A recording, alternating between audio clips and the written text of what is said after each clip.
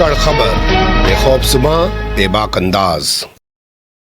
धाकड़ खबर में आपका स्वागत है। मैं आपके साथ हूं अकरम रईस खान। वैश्विक हलचल, जी हां, वैश्विक हलचल का वो ताजा बुलेटिन लेकर एक बार फिर से आपके सामने हाजिर हो चुके हैं, जिसमें हम लोग बात करते हैं देश दुनिया ही नहीं, गाजा, फिलिस्तीन, इजराइल और ईरान से जुड़ी हुई कुछ खास खबरों की। और इन सब पर तबसरा तज़किरा चर्चा करने के लिए हमारे साथ रोजाना जुड़ते हैं कृष्णकांत जी, यानी के जी, जो भारतीय वायुसेना के रिटायर्ड ऑफिसर हैं, जियो पॉलिटिक्स पर वाकई में अपनी पैनी और गहरी नजर रखते हैं।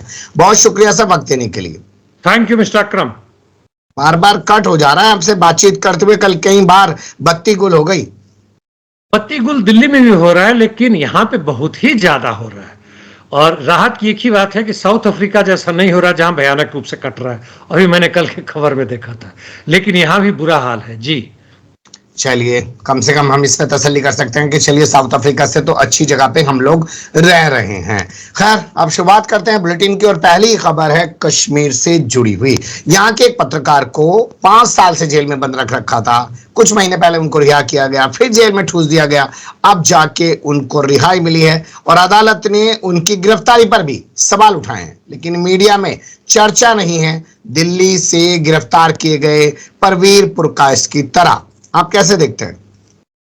जहां तक दूसरे वाले पत्रकार यानी न्यूज क्लिक के पत्रकार है, वहां तो कोर्ट ने साफ कहा कि इनकी गिरफ्तारी अवैध थी।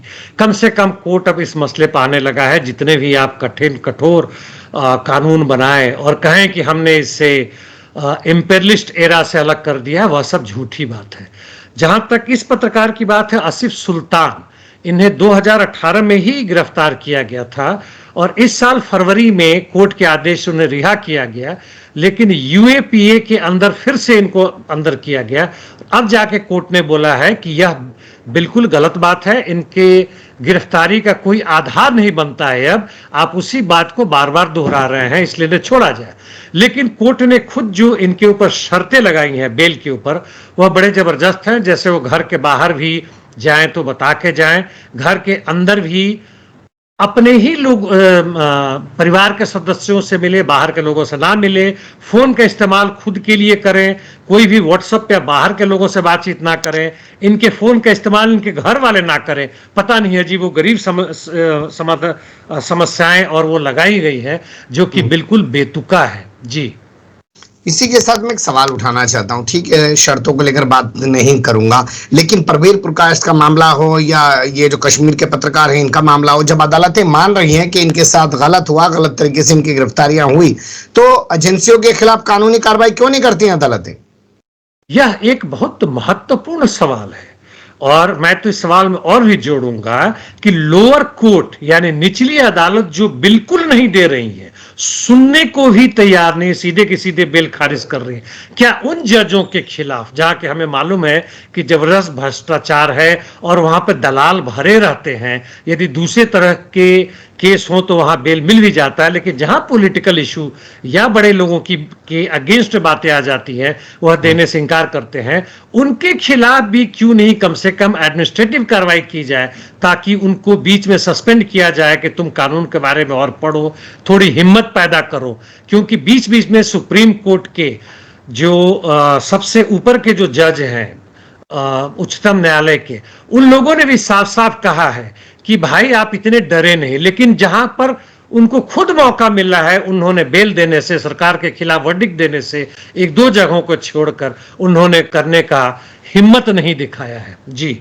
इसी सवाल को थोड़ा और आगे बढ़ाते हैं। चंडीगढ़ चुनाव को जब सुप्रीम कोर्ट ने मान लिया, पूरी तरह देख लिया, परख लिया कि वो गलत था, लेकिन फिर भी अनिल मसीह को छोड़ दिया बगैर कानूनी कार्रवाई के, तो अब इसी तरीके से चुनावी बॉन्ड देख लीजिए, असंवैधानिक घोषित कर दिया, लेकिन कोई कानूनी कार्रवाई नहीं की गई। तो ये जब सुप्रीम कोर्ट और हाई कोर्ट की तरफ से कोई सख्त कार्रवाई नहीं होती है एजेंसियों के खिलाफ, तो जो निचली अदालतों में बैठे जज हैं वो तो डर ही रहेंगे ना सर। डर तो रहे, इसमें संदेह नहीं है। और यह दूसरी तरफ देखें तो यह इंडिकेशन है, बढ़ावा है उन लोगों के लिए जो समाज में असामाजिक तत्व हैं, जो बदमाश हैं, जो क्रिमिनल हैं, ताकि वह जो भी क्राइम करें लेकिन इस सत्ता का समर्थन करें, अधिक से अधिक कुछ समय के लिए उनको जेल में डाला जाएगा, चाहे बलात्कार और हत्या का ही केस क्यों ना हो। और बाहर में आएंगे तो माला पहनाए या ना पहनाए, उनको पूरी तरह से पैसे भी मिलेंगे, पार्टी में भी जगह मिलेगा और आगे बढ़ने का भी मौका मिलेगा जी।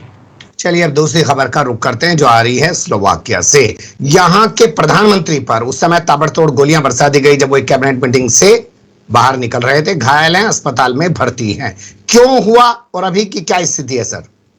रॉबर्ट फिको हैं, ये ऐसे चौथी बार प्रधानमंत्री बने हैं और यह एक अपने आप में स्वतंत्र, यानी इनकी पूरी पार्टी जो है लेफ्टिस्ट है और इंडिपेंडेंट पार्टी मानी जाती है। अमेरिका या यूरोपियन यूनियन के पीछे पीछे नहीं भागते। और चुनाव में जीतने से पहले ही इस बार के चुनाव में उन्होंने साफ कहा था कि ना तो अमेरिका के साथ जाएंगे, ना नेटो के साथ जाएंगे और यूक्रेन को एक गोली भी नहीं देंगे। और इन पर जो गोलियां बरसाई गई हैं, 4 गोलियां लगी हैं, पेट में लगा है, इर्द गिर्द लगा है, बुरा हाल है। शुरुआती दौर में था कि ठीक हो जाएंगे, अभी भी हालात जो है इनकी नाजुक है। और मैं एक लाइन कहना चाहूंगा जो सर्बिया के डिप्टी प्राइम मिनिस्टर या डिप्टी प्रेसिडेंट ने कहा है कि यह साफ दिखाता है कि हमारे ऊपर जो दबाव है, नाम नहीं लेते हैं लेकिन मतलब अमेरिका और इंग्लैंड का है, वह दबाव केवल सामान्य रूप से नहीं, हमारे जनता को भड़काया जाता है, उनको हमारे खिलाफ किया जाता है, हमारे खिलाफ सेना को भी भड़काया जाता है। नहीं इनकी चलती है तो हमारे खिलाफ असैसिनेशन की भी कोशिश, यानी हमारी हत्या की कोशिशें की जाती है। जी। क्या ये सहयोग है कि यूक्रेन में जब अमेरिका का विदेश मंत्री मौजूद है तभी उसी दौरान स्लोवाकिया के प्रधानमंत्री पर फायरिंग की गई है, हमलावर भी पकड़ा गया है? संयोग हो भी सकता है, नहीं भी हो सकता है। यूक्रेन की जो भी वहाँ के सीक्रेट सर्विसेज हैं, जो पूरे रशिया में नहीं रशिया से बाहर भी वह आतंकी हमले करवाती है, उसका हाथ होने की संभावना हो सकता है। हो सकता है ब्लिंकन को यह भनक लगी हो और इनको भेजा गया कि भाई इसको रोको, लेकिन नहीं रोका गया। और तीसरी बात यह है कि एंटनी ब्लिंकन का आने का कारण केवल यह छोटा कारण नहीं था, वो जो मदद तो करने ही गए थे, संभवतः वह लोग अब इस बात के लिए जेलेंस्की को मना रहे, संभवतः मैं बोल रहा हूं जिसकी संभावना है कि तुम हार रहे हो बुरी तरह, जो बचा वो उसको बचाओ, नहीं तो रशिया इसको भी हड़प जाएगा, खासकर खार्किव डायरेक्शन में, यानी उत्तर दिशा से जो आक्रमण रशिया ने किया है 50 किलोमीटर के लॉन्ग रेंज पर और अंदर 4 से 5 किलोमीटर घुस चुका है, इससे बड़ी दहशत सी हो रखी है और इसलिए शायद वो तैयारी करे कि हम अब शांति वार्ता के लिए तैयार हो जाए। जी। शांति वार्ता के लिए तैयार होने को ही अब जेलेंस्की ने विदेशी दौरों को रद्द कर दिया कि ज्यादा से ज्यादा टाइम अपने देश में बिताए, अपने लोगों से बात करे। संभवतः हो सकता है, स्पेन और एक और देश में जाने वाले थे आसपास और अधिक अस्त्र शस्त्र मांग रहे हैं, लेकिन इन्हें अब नजर आ रहा है कितना भी अस्त्र शस्त्र ले लें, कहीं भी रूस के अंदर में भी आक्रमण करे, अटैक करे, अब वो जीत नहीं रहे, क्योंकि उनका तोड़ रशिया के पास पिछले 2 वर्ष में अच्छी तरह आ गया है। वह जब एक नया फ्रंट खोल सकते हैं, शायद सुमी में भी एक और नया फ्रंट खोल दे या नीचे से ओडेसा में भी खोल दे, कोई ठिकाना नहीं, जहां पर ऑलरेडी फ्रंट आगे बढ़ ही रहे। और इनकी जितनी इंफ्रास्ट्रक्चर है, खासकर जो पावर एनर्जी अभी तक छोड़ा हुआ था, तबाह कर दिया गया है। आधा यूक्रेन अंधेरे में रह रहा है आजकल, बड़ा कष्टकारक समय है और इसलिए उनको मजबूरी में अपने साथियों के साथ मिलकर बात करनी जरूरी होगी कि हम समझौता कर ले क्या, नहीं तो उनकी जो भी बची हुई वो बचने वाली नहीं है। जी। थाईलैंड की राजधानी के लिए समुद्र का स्तर क्यों मुसीबत बन गया है? यह तो पूरे विश्व के लिए समस्या का मतलब कारण है, बहुत बड़ा समस्या कारण है, खासकर वैसे देश जो बर्फ से आच्छादित रहते थे। हमारे बगल में मालदीव, हमारे भारत में इसकी समस्या नहीं आ रही, भले ही हमें केवल अभी सतही तौर पर जो क्लाइमेट डिटेरिएशन लग रहा है, जो पोल्यूशन दिख रहा है, उस पर भी हम सचेत नहीं हो रहे हैं। लेकिन हम उत्तर के पृथ्वी के उत्तर में उत्तरी गोलार्ध में पहुंचे तो देखते हैं कि कैसे वहां बर्फ का भारी चट्टानों का पिघलना शुरू हो गया और थाईलैंड का जो नीचे का एरिया है वहां पानी प्रवेश कर रहा है और भी इर्द गिर्द के जगहों में, जकार्ता से भी वो हटाने की पूरी तैयारी हो चुकी है दूसरे देश में। और थाईलैंड में कहते हैं कि इस शताब्दी के अंत तक मुझे संदेह है कि यह 22वीं सदी तक पहुंचेगा। 20-25 साल में पूरे विश्व में अचानक परिवर्तन आने वाला टेम्परेचर के कारण, जिससे समुद्र का पानी का स्तर आगे बढ़ेगा और ये लोग फिर वहां रहने लायक नहीं रहेंगे। और इसलिए ये एडवांस से सोच रहे हैं, ये अच्छी बात है, लेकिन समस्या वही है कि पूरे विश्व में हम क्लाइमेट को कंट्रोल करें, युद्ध बंद करें और पूंजीवाद से, मेरा फेवरेट टॉपिक है, समाजवाद की तरफ अग्रसर हो। जी। ये इत्तेफाक है, संयोग है, या एक इसे आप साजिश भी मान सकते हैं, क्लाइमेट चेंज के नाम पे हो रही है और उस सोच को पूर्ति करने की एक कोशिश भी मान सकते हैं कि जब तक दुनिया का एक बड़ा हिस्सा नहीं मरेगा, दुनिया फिर से ठीक नहीं हो पाएगी। यह साजिश नहीं है, इसकी हड़बड़ी जो बड़े बड़े लोग हैं जिनके पास अरबों नहीं खरबों डॉलर की संपत्ति है, वह पहले सोचते थे हम किसी दूर के आइलैंड में जाकर रह लेंगे। उन्होंने जमीनें खरीदी हुई, हमारे यहाँ के लोगों ने भी खरीदा हुआ है। लेकिन ये आइलैंड जब पूरा दुनिया में जब पानी बढ़ रहा है और टेम्परेचर बढ़ रहा है, तुम्हारे लिए घास फूस नहीं बनेगा, नॉर्मल तुम्हारा एयर कंडीशनर काम नहीं करेगा, क्योंकि 50 डिग्री के सेंटीग्रेड के बाद काम नहीं करेगा, तुम्हारा 55-60 कहाँ पहुंचेगा कहना मुश्किल है। और जो अल्ट्रा वायलेट रेज तुम्हें अटैक करेंगे, तुम समुद्र के नीचे जाकर रहोगे, कितने समय तक रहोगे।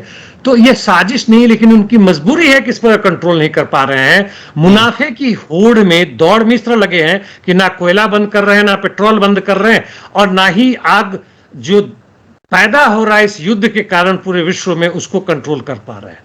जी, ये बिल्कुल आपने सही कहा कि जो जंगें चल रही हैं, जो गोला बारूद इस्तेमाल किया जा रहा है, भाई उसका भी तो क्लाइमेट चेंज पे कुछ असर पड़ ही रहा होगा। साउथ अफ्रीका में हत्याएं बहुत ज्यादा हो रही हैं। अब तक के इतिहास में पिछले साल सबसे ज्यादा हत्याएं हुई हैं, ये मेरा कहना नहीं है, बीबीसी ऐसी रिपोर्ट जारी कर रहा है। बड़ी चिंता जता रहा है साउथ अफ्रीका में होने वाले चुनाव से पहले बीबीसी जैसा संस्कारी मीडिया। आप क्या कहेंगे? नहीं, हत्याएं तो बढ़ी है, वहां की घटनाएं बढ़ी हैं, लेकिन मुझे नहीं लगता वह मुख्य मुद्दा होगा। अभी इसी महीने के अंत में चुनाव है और जोर शोर से प्रचार भी चल रहा है।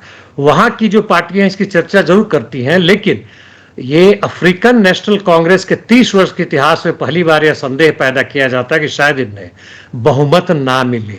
और इसका कारण यह केवल क्राइम नहीं है, क्राइम है इसमें संदेह नहीं है, मुख्य कारण है रोजगार। पूरे विश्व भर में कहें तो साउथ अफ्रीका में बेरोजगारी दर बड़ी जबरदस्त है, जो कि करीब 30 से 32% तक पहुंच चुका है। वहां की इकोनॉमी की हालत खस्ते में है। वहां पे जो कर्ज जो है वो 8% जीडीपी का पहुंच चुका है। हेल्थ एंड एजुकेशन सिस्टम वैसे ही बर्बाद है जैसे भारत में है। करप्शन भी भयानक है। और एक और जब ऐसी स्थिति आती है तो विपक्षी कहती हैं कि जो इमिग्रेंट्स आए, जो कि 2 मिलियन के बराबर है, 20 लाख के बराबर है, कुल आबादी इनकी 6.5 करोड़ है, उसके कारण हो रहा है। जब वहां अपार्थेड रूल गया था तो अफ्रीका के बाकी जगहों से, चूंकि यह उनकी तुलना में ज्यादा उन्नत था, इसलिए लोग आए थे, और चूंकि शांति का एक माहौल था और इसलिए लोग आए थे। लेकिन अब वैसा माहौल ना रहा, तो बहुत सारी समस्याएं हैं जो पूंजीवाद के कारण हैं, और इसको अफ्रीकन नेशनल कांग्रेस नहीं हल कर सकता है, और ये स्थिति है। जी, कैसे पूंजीवाद के कारण ही सारी समस्याएं हैं जिस तरीके से साउथ अफ्रीका के खिलाफ खबरें चलाई जा रही हैं, या जैसे साउथ अफ्रीका आईसीजे गया इजराइल के खिलाफ, वैसे ही पूरा जो वेस्ट मीडिया है वो उसकी बैंड बजाने में लगा हुआ है? वो मीडिया तो बैंड बजाएगा उसका, जहां तक वेस्टर्न मीडिया उसके यहाँ खुद हो रहा है नहीं बता रहा है। अमेरिका की बेरोजगारी और गरीबी को नहीं दिखा रहा है, काले गोरों के बीच जो भेदभाव बढ़ रहा है इंग्लैंड तक में भी, और कैसे लोग बेघर हो रहे हैं अब, चूंकि बैंक उनको कर्ज ये चुकाने में असमर्थ है, इसलिए उनके घर को छीन रहा है, वो नहीं दिखाएंगे। लेकिन पूंजीवाद बेरोजगारी पैदा करता है, पूंजीवाद हेल्थ और एजुकेशन सिस्टम बर्बाद करता है, जो अंदर में जनता के अंदर में एक तरह का चिढ़ या जो घृणा का स्तर है, जो धर्म जाति रंग के कारण है, उसको बढ़ाता है। चूंकि जो आधार है लड़ने का जनता का, वो बिखर जाए, वो आपस में टूट जाए, और यही है। चूंकि इस पे एक लंबी बात करनी पड़ेगी, हमारे पास समय नहीं है। लेकिन आईसीजे जाना इजराइल के खिलाफ, तो उसके चलते आप तो हमेशा कहते हैं ना कि अमेरिका और ब्रिटेन ये साजिशें करके दूसरे देशों की सरकारों को गिरवाने में भी लग जाते हैं, वो भी तो हो सकता है ना सर? तो हो रहा है यहाँ पे। वैसे साउथ अफ्रीका में 70 पार्टियां लड़ रही हैं, और जिसमें मार्क्सवादी पार्टियां भी हैं, हालांकि कमजोर है, और अभी तक ऐसा नहीं लगता है कि वहां पे इन लोगों के, यानी इजराइल, अमेरिकी और इंग्लैंड के वहां पे सीक्रेट सर्विसेज प्रोवाइड करने की कोशिश कर रही हैं। लेकिन यदि पूरे के पूरे उनके पूंजी के खिलाफ हो जाए तो निश्चित रूप से काम करेंगी, चूंकि ये लोग ऑलरेडी वहां पे हैं। जी, ठीक है। अमेरिका ने चाइना के कई सारे प्रोडक्ट्स पर, उनकी इलेक्ट्रिक कार समेत कई सारे प्रोडक्ट पर जो है टैक्स टैरिफ चेंज कर दिया, बढ़ा दिया है, और ये सब उस दौर में किया है जब पुतिन और जिनपिंग गलबगियां कर रहे हैं। पुतिन और शी जो कर रहे हैं कर ही रहे हैं। वैसे देखें तो अमेरिका के भी, और यहाँ खुद शी अमेरिका गए हुए हैं, वेस्टर्न यूरोप में गए हुए हैं, जर्मनी फ्रांस वगैरह वगैरह में गए मिले हैं। और लेकिन यह ट्रेड वार जो है, दोनों देश कहते हैं कि हम शांतिपूर्वक अपना प्रतिद्वंदिता जारी रखेंगे, और उसमें फ्री मार्केट की बात करते हैं। फ्री मार्केट 100 वर्ष से पहले खत्म हो चुका है मोनोपोली कैपिटलिज्म के कारण। लेकिन इस बीच देखिए अमेरिका ने कैसे किया।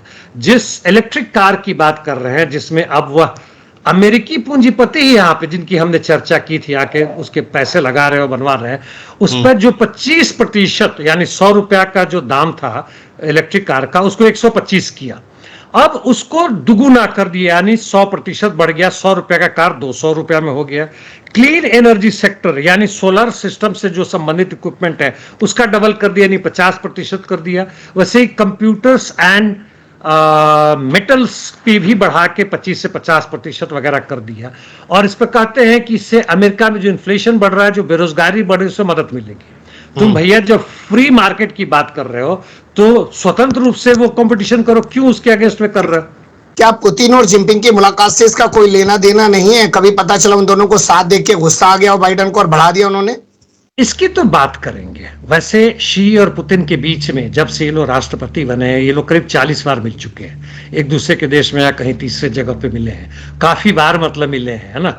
और 80 बड़े बड़े एंटरप्राइजेस में इनका डायरेक्ट कोऑपरेशन है, कोऑर्डिनेशन है, जो मिलजुल के बना रहे हैं। और अभी डॉलर को इन्होंने 90% तक हटा दिया अपने बीच में, और डॉलर 10% में हो सकता है, उसमें यूके का पौंड भी हो या यूरोपियन जो उनका मुद्रा है वो भी हो, और भिन्न भिन्न तरीके की चीज हो। तो वो उस तरह से जहां संभव बन पा रहा है अमेरिका को दरकिनार कर रहे हैं, लेकिन चीन का जो इंडिपेंडेंट अपना उसके साथ जो चल रहा है वो कंटिन्यू कर रहा है। और इसकी जरूर चर्चा करें कि भाई वहां पे जो बढ़ा है इलेक्ट्रिक कार वगैरह पे, तुम अपने यहाँ भी मार्केट दो, या शी जरूर मांग करेंगे, और बदले में ये कहेंगे भैया तुम्हें हमें हथियार दो और हमारी जो लड़ाई चल रही है उसमें मदद करो। जी चलिए अब शुरुआत करते हैं गाजा, फिलिस्तीन, इजराइल और ईरान से जुड़ी खबरों की। और पहला जो अपडेट है वो यूएई से आ रहा है। जलवायु परिवर्तन विशेषज्ञों को ब्लू वीजा देने जा रहा है यूएई। ऐसा क्यों कर रहा है जी? यूएई को बड़ा झटका लगा है। दो चीजें, एक तो बाढ़ आया था और उस पर जहां भी शॉर्ट्स या जो बना था, लोग बड़ी देख रहे थे लाखों लाख की संख्या में, ऐसा बारिश कभी नहीं हुआ था, और वहां बाढ़ आ गया था और बुरी तरह से कार ये वो सब हिल गए थे, बह गए थे, मतलब एक तरह से कहे। दूसरी चीज, पिछले वर्ष यूएई में यूनाइटेड नेशंस का COP28 यानी कॉन्फ्रेंस ऑफ द पार्टीज, ये होता है जो बीच में कन्वेंशन ऑन क्लाइमेट चेंजेस पे होते हैं, यहाँ पे हुआ था। और यूएई अपने आप को क्लाइमेट चेंजेस के अगेंस्ट में अपने आप को विश्वगुरु के रूप में देखने लगा है, क्योंकि कहते हैं यहाँ पर काफी कुछ समझौता हुआ था।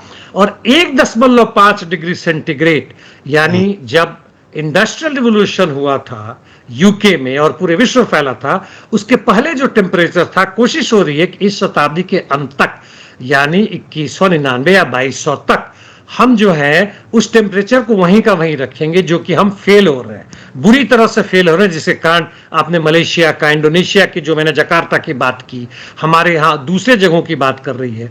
और इसलिए यूएई ने कहा कि भाई हमें बचाओ, और जो इसके विशेषज्ञ हैं, सब लोगों को नहीं, आप और हमको नहीं ये बात ये 10 वर्ष की जो वीजा, ब्लू वीजा कहते हैं, घर वगैरह देंगे, सब सुविधाएं देंगे वगैरह देंगे, हमारे रहो, काम करो और उपाय बताओ कि हम क्या करें। जी बिल्कुल आप सही कह रहे हैं, लेकिन बम बरसाना बंद मत करो, और बम बरसाने से जो जलवायु परिवर्तन हो रहा है उस पर चर्चा भी मत करो। ये बात इसलिए कह रहा हूं कि अभी तक तो अमेरिका कह रहा था कि हम हथियार नहीं देंगे, लेकिन अब बाइडन पहुंच गए हैं कांग्रेस के पास, क्योंकि इजराइल को $2 बिलियन के हथियार भेजने हैं।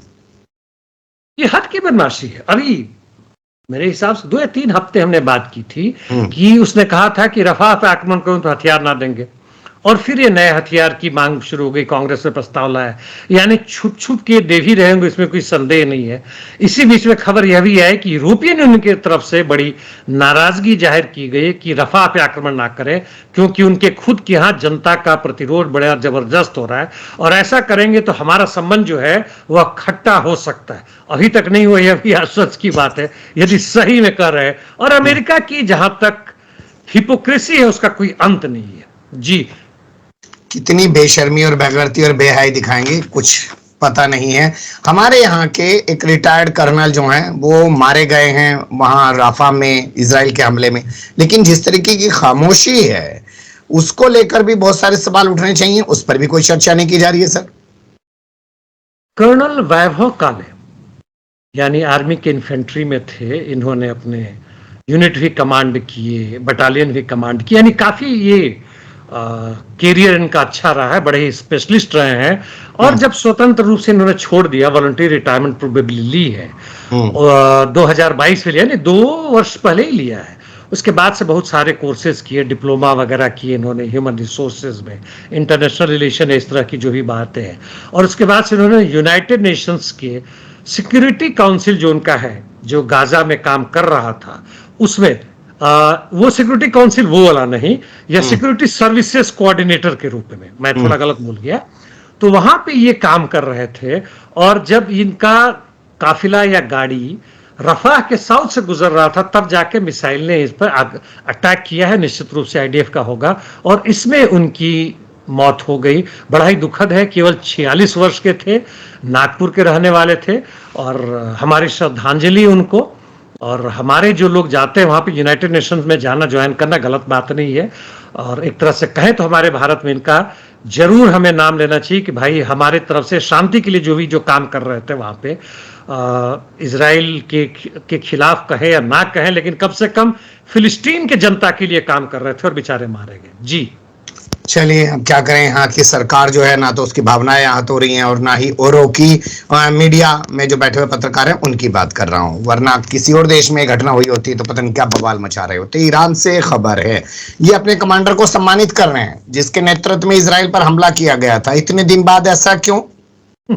एयर पावर का, यानी IRGC का जो एयर पावर है, उस विंग के ये कमांडर हैं।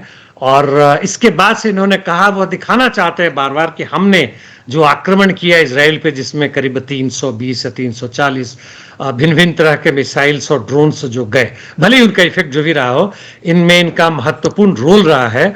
और यह पर्टिकुलर जो ये दे रहे हैं ईरान की तरफ से, जो सम्मानित किया गया, अवार्ड दिया गया, यह पूरा बना हुआ है कल्चर के लिए, साइंस में खास काम करते हैं, पॉलिटिक्स में करते हैं, पीस के लिए करते हैं, स्पेशल काम करते हैं, आगे बढ़ाते हैं मानवता को, चाहे देश के आदमी हो चाहे विदेश को दिया जाता है। और इसलिए इनको दिया गया है। तो 2 चीजें होती है कि अपने कमांडर को सम्मानित तो कर ही रहे, साथ साथ दुनिया को दिखा रहे हैं कि हम बड़े ही सफल हुए उस युद्ध में, उस विवाद से हमने जो भी किया। जी, ईरान के वकील अमेरिका पर मुकदमे की बात क्यों कर रहे हैं?